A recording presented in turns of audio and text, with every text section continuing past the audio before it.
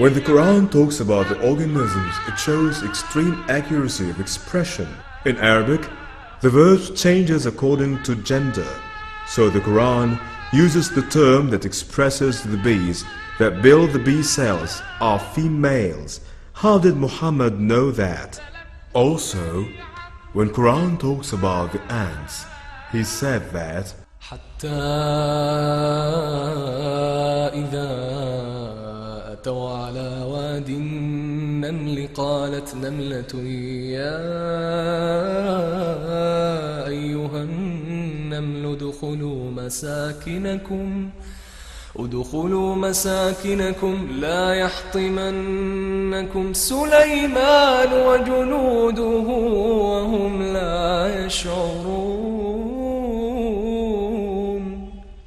He said it's a female ant, and he proved that the ants have a female queen. The Quran said that the ant talked to the other ants. This was a science fiction at that time. But that's exactly what Professor Robert Heitling discovered in the 90s. And after 6 years from studying that the insects are really talking with actual voice, after a few words there is another hint that the Quran used the term crack, not any other verbs. And now we know the ants have external solid skeleton that is actually cracked under pressure. How did Muhammad know these accurate facts? Not only Professor Dr. Maurice Bucaille, the famous French surgeon, but also Professor Dr.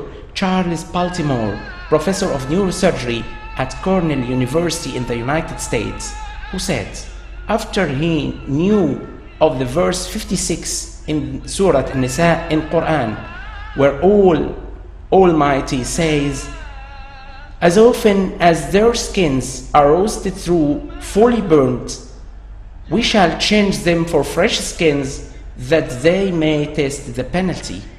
After his acknowledgement of this verse, he thought and then said that the function of pain sensitivity and how it happens was something we needed to study for decades, and the Holy Quran said it in just one statement. So, what we will display next, if Allah wills, are some of the scientific facts mentioned in the Quran, or as I would like to call it always, the nectar of science that's potentially latent in the Holy Quran. It's beyond geniality.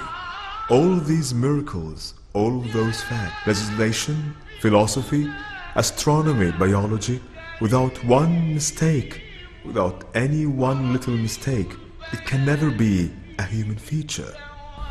Una de las cosas que más sorprende a los lectores occidentales del Sagrado Corán es que después de leer con detenimiento algunos de sus capítulos, encuentran que no es lo que esperaban y que mucho de lo que habían leído sobre él desaparece al leer unas cuantas páginas, por lo que pasa de ser un libro antiguo del desierto a un libro que responde a las preguntas actuales del hombre y se parece más a un mar de conocimiento que a otro libro más para apilar en nuestras bibliotecas.